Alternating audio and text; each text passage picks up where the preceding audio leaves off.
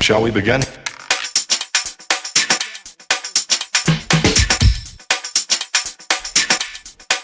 Let's begin now.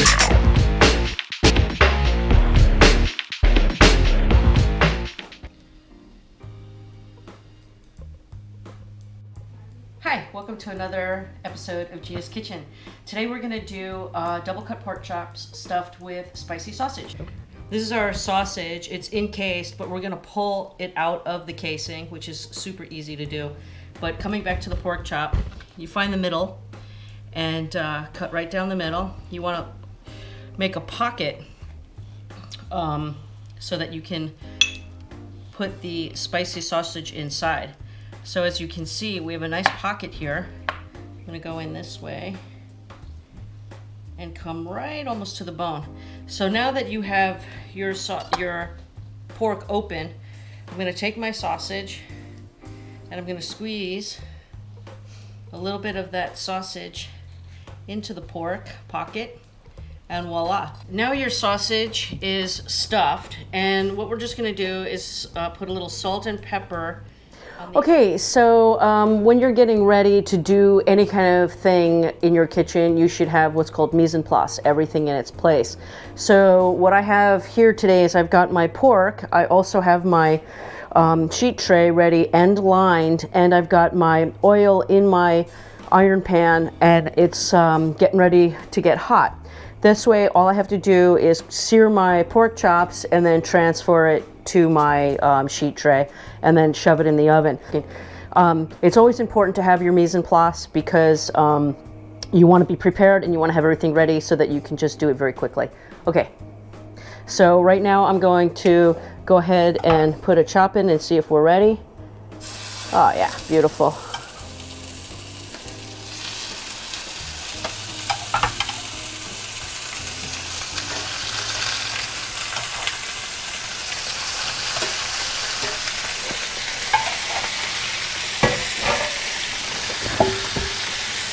So we're going to cook this for about 4.5 to 5 minutes on each side.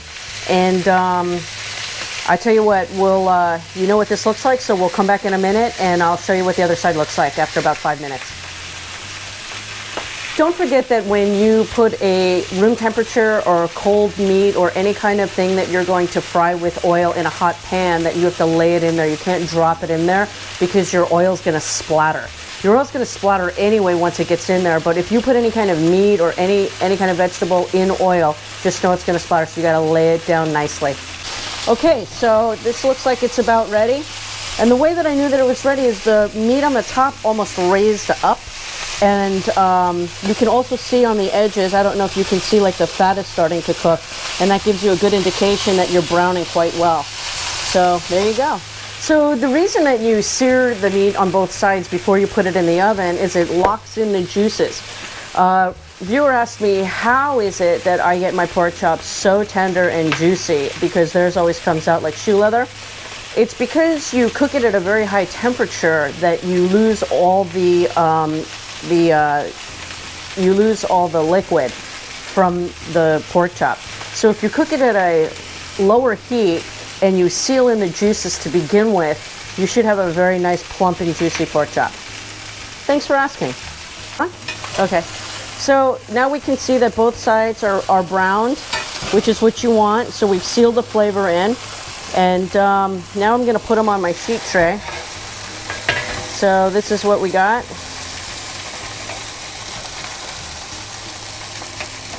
You don't want the pork to touch each other because the piece that touches won't cook. So if meat is sitting alongside itself, if the meat is touching, these parts won't cook. So it's important to keep them completely separate, and then they will cook evenly.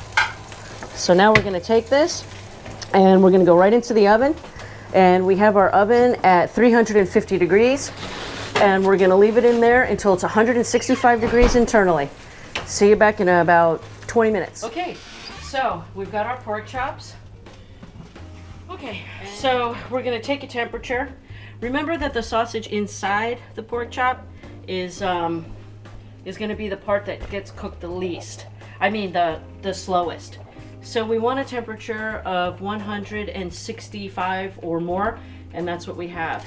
I cooked this at 350 degrees for a whopping 20 minutes, and it should be perfect. There we go. There we go. And that's what it should look like. Okay, so since we pan-seared the pork chops in our cast iron pan, unfortunately, my guy cleaned the pan, but that's okay. Because then we put the pork chops on a sheet tray and put them in the oven. And they still had these wonderful drippings. So what we're gonna do is we're gonna kind of collect the drippings without so much of the oil. And I'm gonna show you how to make a sauce as if we had the drippings from the pan. So I'm gonna get all these nice little caramelized pieces here.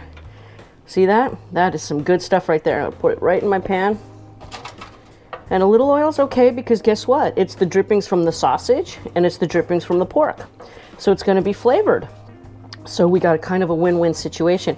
And we only have 4 pork chops, so we don't really need a lot. And I'm gonna show you exactly how to make sauce with just this little bit.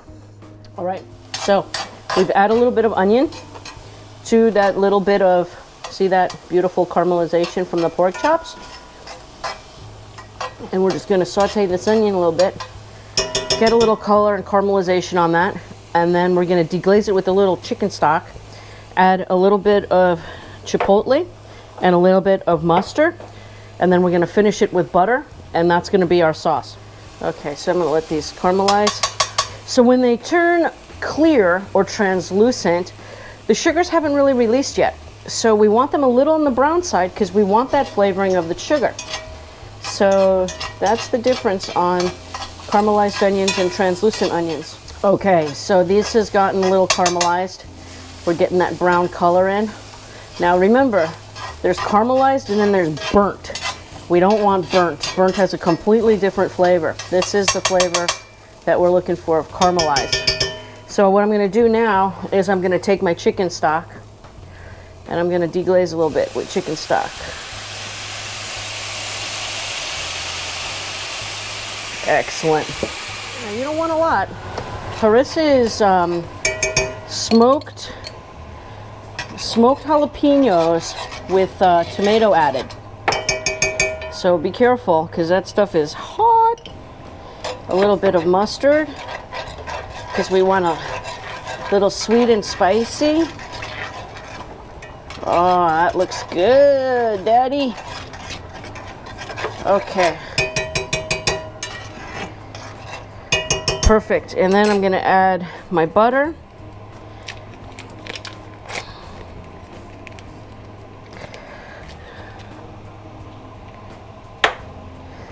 And I'm going to turn it off. All right, and then we're going to let this incorporate. And then I'm going to puree it, and we're going to taste it and see if we need any salt and pepper. And if we do, then we do. And if we don't, then we don't. And then I'll let you see what it looks like after.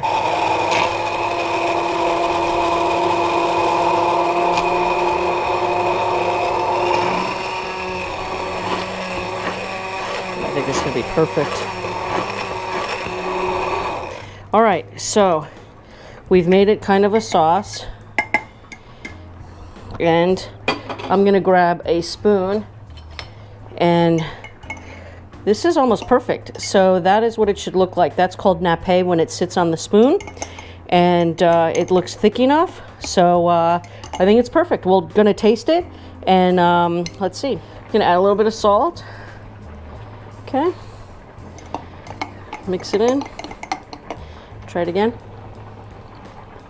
And I think that's pretty damn perfect. Okay, start here. How does it look? Looks good. Okay. And we're done. So, show you how we cut them. It's cut. I need a knife that actually works.